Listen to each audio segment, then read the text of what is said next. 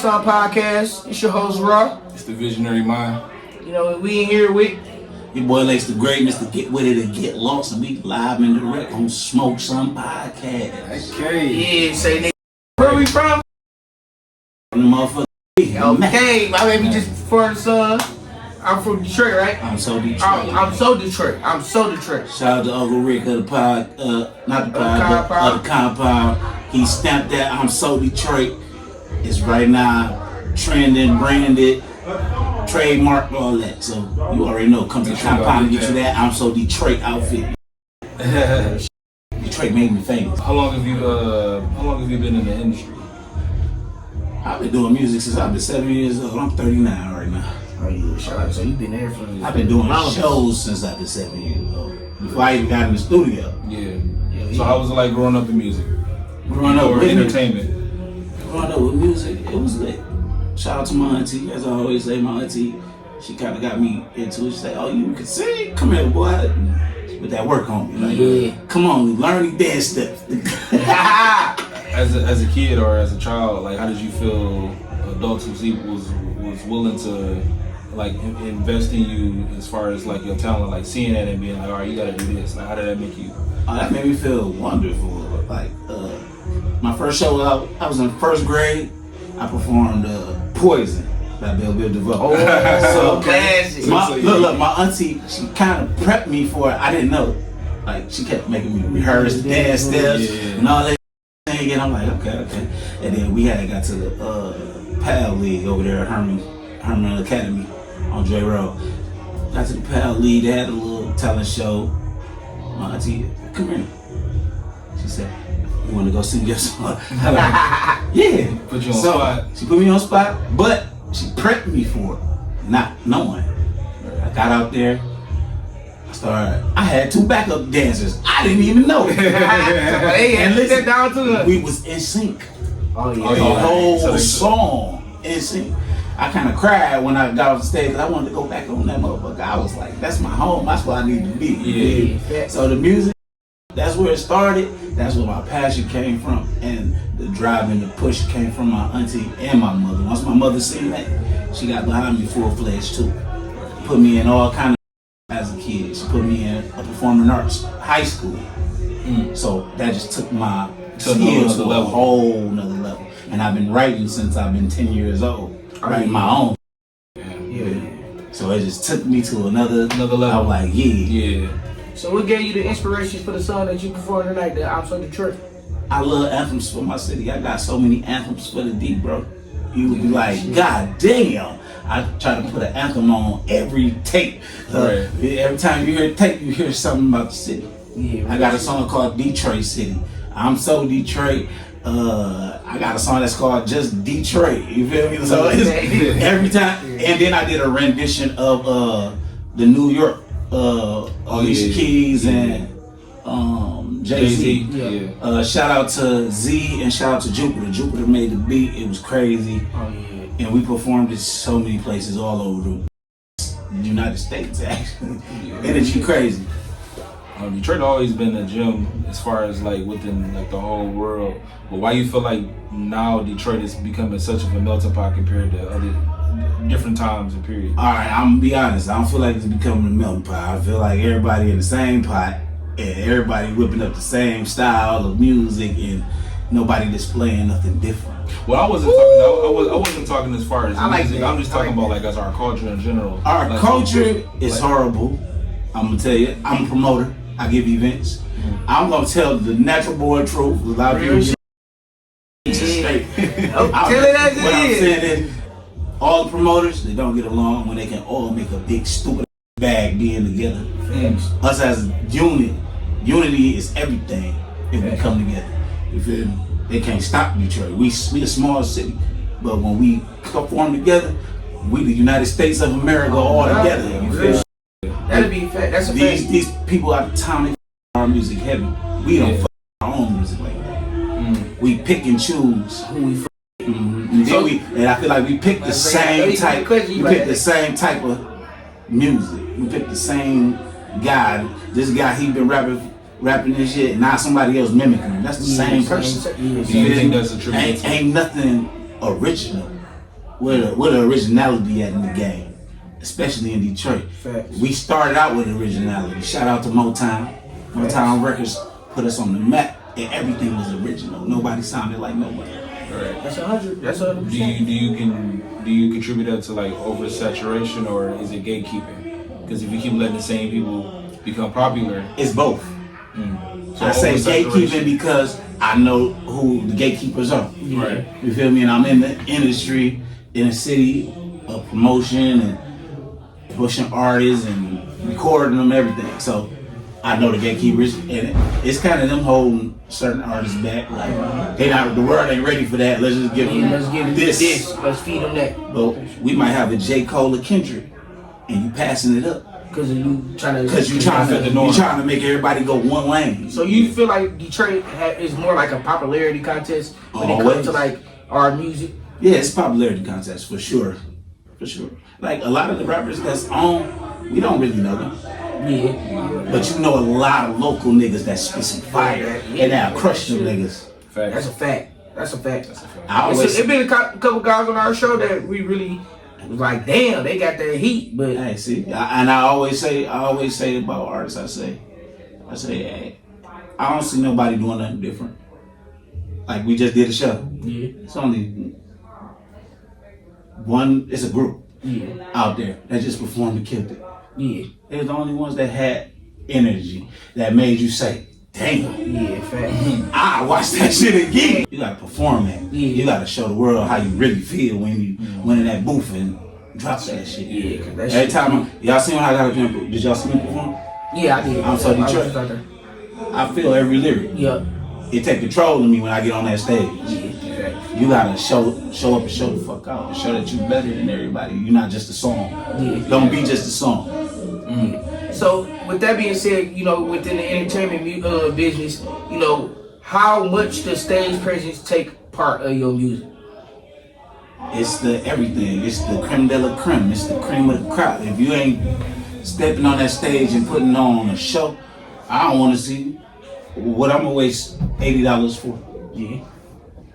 You gonna waste $80 to see somebody just stand there and walk around? Hell no. I see that at local shows and I say, proper preparation prevents poor performance. If you rehearsing your shit, you can't miss. Yeah. Fact. Somebody said, I don't need to rehearse. You just lay back. You lay back when you on that stage. When I'm on that stage, I'm trying to have everybody standing on their toes, screaming my shit, trying to holler at me at the end of the event. If you ain't giving your all, then the crowd feel that. The crowd feel that heavy. Like, They feel the nervousness too. the song, right? But where the energy at? Yeah. But you know, some people just getting into the industry, stuff like that. What would you say to somebody that just stepping into the industry that's trying to perform and, you know, put their ones and twos together? I'll say get you some direction. In other words, artist development. You need somebody who's been in the game, who know the game, who can get on that stage and show you some shit like the motherfucker. Like you see how old boy took New Edition in and he was on their ass Yeah. Facts. every day. Proper preparation. Yep. You can't fail if you know your shit. If you don't know your shit, you making a big mistake stepping on stage. Stay at home and rehearse in the mirror, nigga. Something. So how are you able to be so versatile? Because we've been talking about the music and the artistry part of what you bring to entertainment, but you in management, you in promotion. How are you able to be versatile? I'm gonna tell you the real story. I'm gonna tell you. I was in a group. A lot of people know, a lot of people don't know. The first Doughboys that ever existed in the city of Detroit. It was the Doughboys before the Doughboys. Oh, okay. They came, they were all from Brightmo. Started in Brightmo. But we had a record deal on the table with Jive Records. And we had 2 managers. It was 14 of us. And our other manager, he told Jive Records he wrote all the music. Took the bag, huh? Said, I wrote all the music. And they called the other manager like, we do not believe him. We don't believe him. Because they listening to the music. Don't tell nobody you wrote some shit in your shit ass. We not believing that.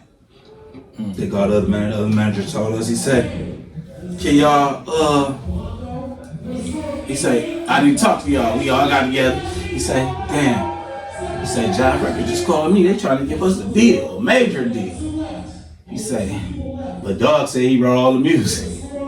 We look at each other like, what? That's some hating ass shit, dog. And what happened was, after he said that, he said, we can do one or two things. We can take whatever he gonna give us, or we can get rid of the contracts, because he left the contracts in the other manager's hand. Hey, I said, let's have a barbecue. We went outside, put in a barbecue grill, set that bitch on fire, burnt all the contracts to dust. We fired him. He was on some revenge shit.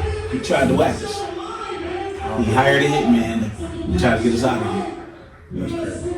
Over some music. Over some music, though. I'm 17, 18 years old at the time. You feel me? And once he did that, it was like, it was karma for him, how it came back around. We ain't do nothing.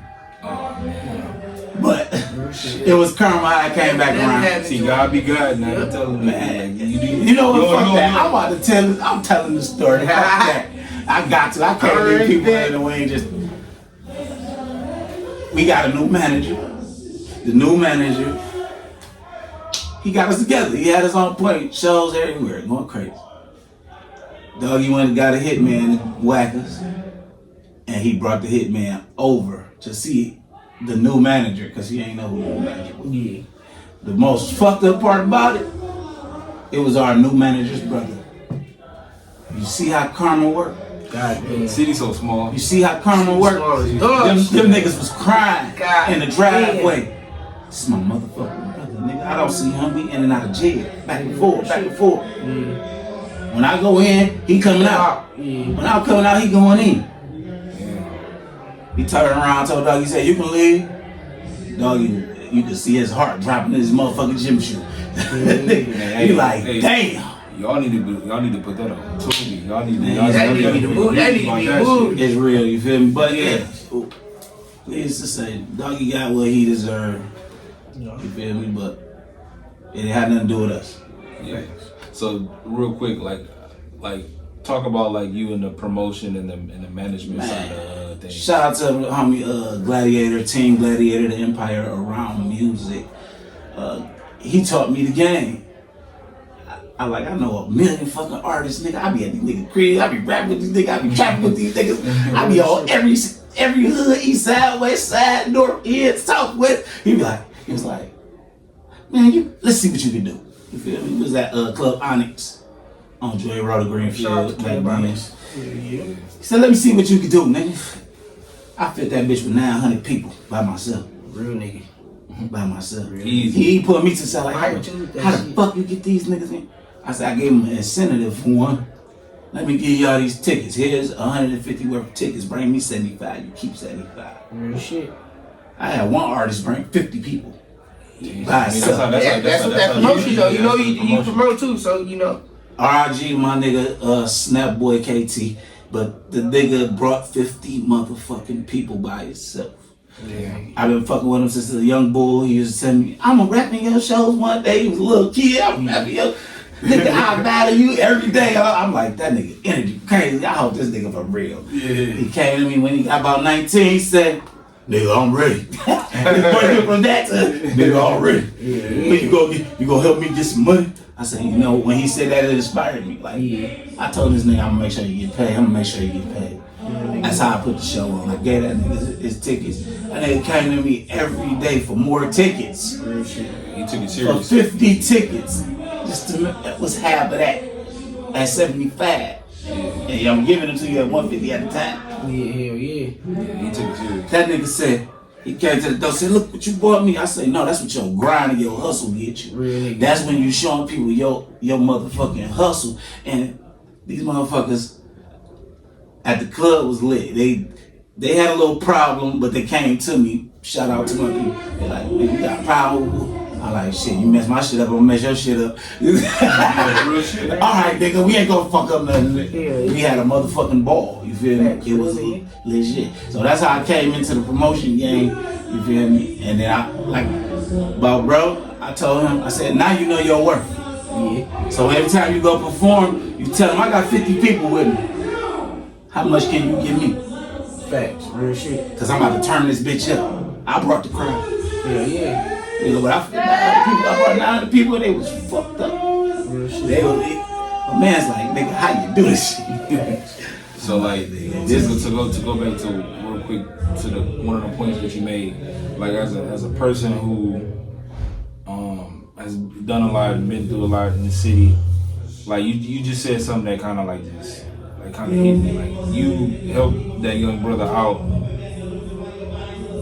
and didn't look for nothing. Like you, like yeah, it's something in return. But it was the moral and the principle and the lesson that you taught him. Like kind of speak more towards that. I mean, you know what you're good at, Right. and if you're good at sales, why not be selling?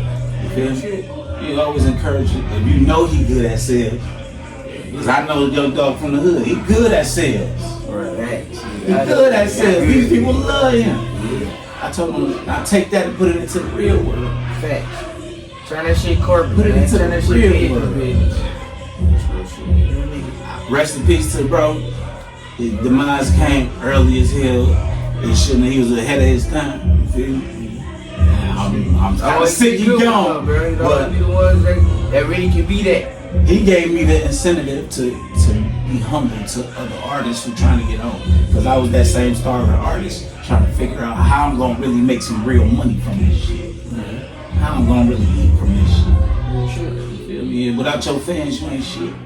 So from being both sides of the industry, being the artist and then being the boss and the artist, what does your growth look like going forward? My growth going forward. Right now, I just got my own studio. I have a record label called Great Family Records. Shout out to your record label. I own my own publishing company called Great Family Publishing. Then I own my name, Lakes the Great. You feel me? So I'm just creating bigger business outside of that. I go do events out of state, name of state. I'm in that bitch. I know all the promoters everywhere. This is some shit I do by myself. I don't call for a team. I don't call for no friends. I jump in the whip and I just drive to the next city and find out who I need to know. That's fact. I need to know these people. Because this the industry I'm in. Yeah.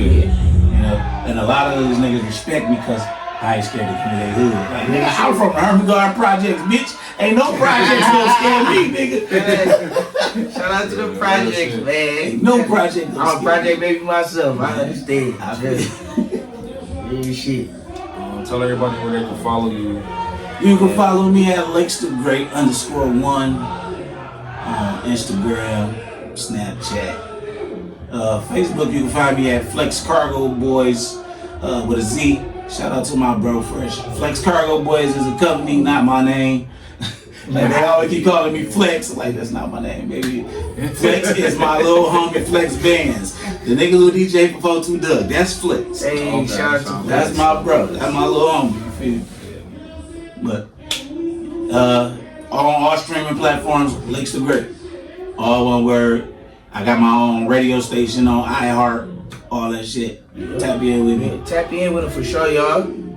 Yep. It's been Smoke Some Podcast, The Visionary Mind. It's your boy Raw. We with Lakes2Great, Mr. Get With It to Get Lost, and we was live and direct Yes, on sir. Smoke In the Some car, Biatch. too, yo.